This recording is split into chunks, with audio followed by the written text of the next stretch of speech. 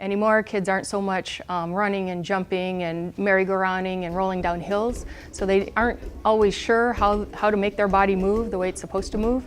So that's what we're trying to replicate here. So the first exercises kind of help them figure out those movements, where they are in space, and integrating some reflexes, some primitive reflexes. We kind of went out slowly, recruited some teachers, people that were interested in doing it with their class, and we kind of started there with just a few classrooms here and there with teachers that were able to work that into their daily schedule. And so then the district kind of started looking at it and thought, hey, this could be great for every classroom. So this year we picked 4 pilot schools to be a little more involved in, to get them going on the path, and we're hoping to have great results. We did a pretty intensive in-service with all the teachers and all the people that would be involved, so they had a good foundational knowledge of what was expected and what the outcomes could be. So about the beginning of October, they started with the reflex exercises, because that's the most important part of the program.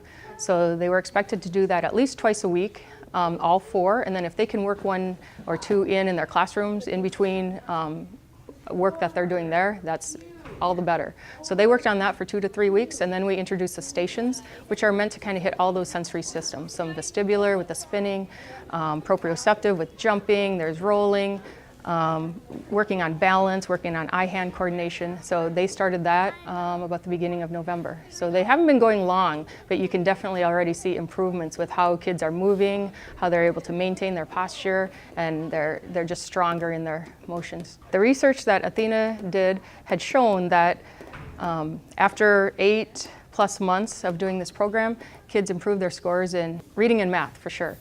And so the idea is they're better organized in their body, so they can sit in their desk, and so that when they look up to the board, their body hasn't moved, so that they've lost their place on their paper. Those are the kind of ways it crosses over into the classroom.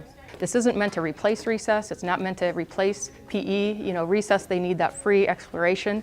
But hopefully they're taking some of the things they've learned here, and now they feel confident enough to do the monkey bars, or to do the swings, or to play ball, because they might not have had that skill before. The classroom teacher is meant to be the leader. We're here to kind of teach and consult and kind of get them started, but then the teacher is in charge of their classroom, and as you can see, they've been doing a great job. The kids really respond to them. They're well organized, and so they're moving through things in an efficient manner, because we don't want to take away from their classwork. So if they can get in and get out in 30 minutes or less, that's the goal, and the teacher is the leader of that. Pretty quickly after they begin, we hear things like, it seems like the energy level of the classroom has come down. You know, sometimes they already see improvements in handwriting and neatness and writing on a line. And a great thing is we've always talked about incorporating movement into the classroom. Now they have some great ideas to draw from. So after lunch, when they come in from recess and they hit that lull about an hour later, they say, let's get down and do popcorn.